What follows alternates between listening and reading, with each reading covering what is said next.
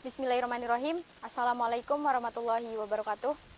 Perkenalkan, nama saya Linda Julivia dari SMA N1 Peringgarata sebagai tim pemerintah pada mosi perdebatan kali ini, yaitu bahasa Indonesia sebagai bahasa kedua di ASEAN.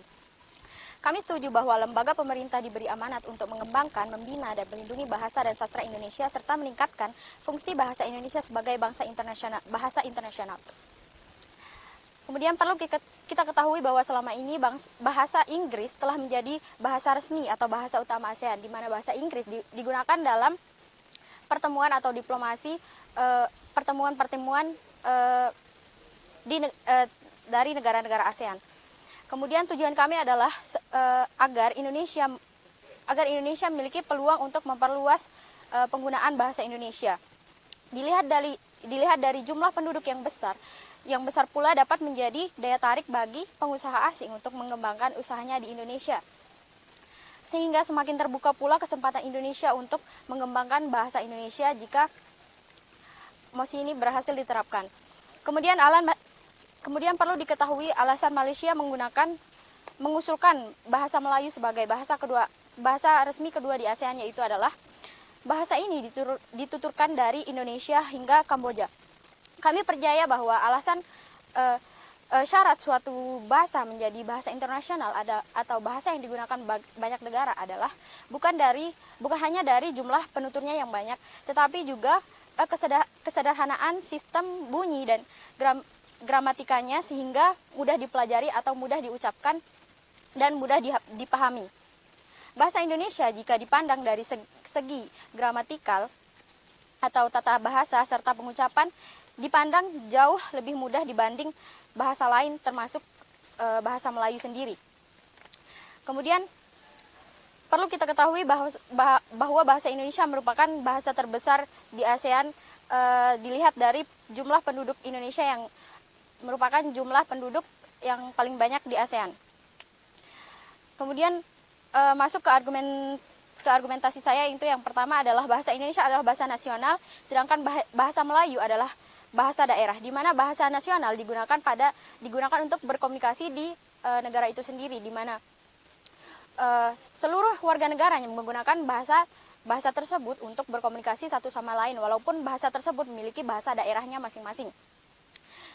Kemudian yang kedua adalah penutur bahasa Indonesia sejumlah 200 juta lebih, jauh lebih banyak dibandingkan penutur bahasa Melayu baik di luar maupun di dalam negeri.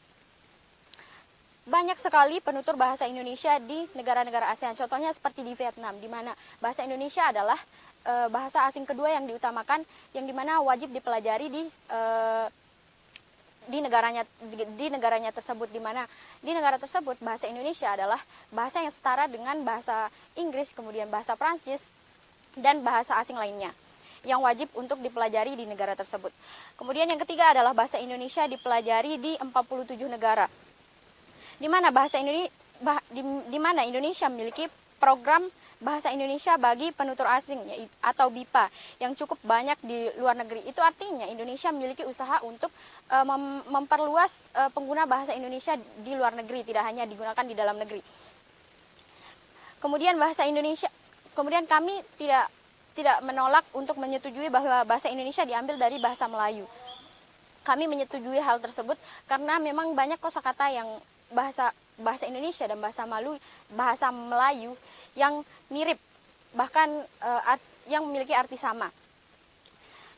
Kemudian jumlah kosakata bahasa Indonesia lebih banyak daripada kosakata bahasa Melayu, di mana hal tersebut dapat memberikan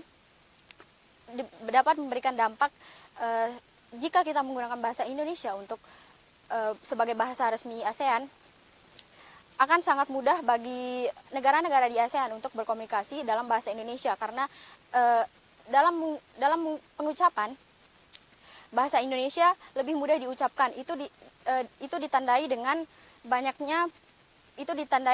banyaknya orang-orang Indonesia yang sangat cepat dalam mempelajari bahasa asing. Itu artinya bahwa jika menggunakan bahwa pengucapan bahasa Indonesia lebih gampang diucapkan daripada bahasa Melayu. Kemudian bahasa Indonesia memiliki penutur asli memiliki penutur asli terbanyak ke-5 di dunia. Itu tandanya dilihat dari syarat suatu bahasa untuk menjadi bahasa internasional, yaitu satu, banyak penuturnya. Karena suatu komunitas negara, tentu yang diperlukan adalah suara mayoritas, di mana mayoritas penduduk ASEAN adalah lebih banyak dari Indonesia. Itu artinya negara-negara di ASEAN juga harus mementingkan bagaimana mereka akan berkomunikasi dalam bahasa Indonesia, karena Indonesia adalah negara dengan jumlah penduduk terbanyak di ASEAN.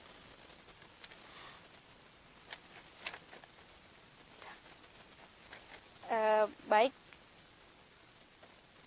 sekian argumentasi saya. Wassalamualaikum warahmatullahi wabarakatuh.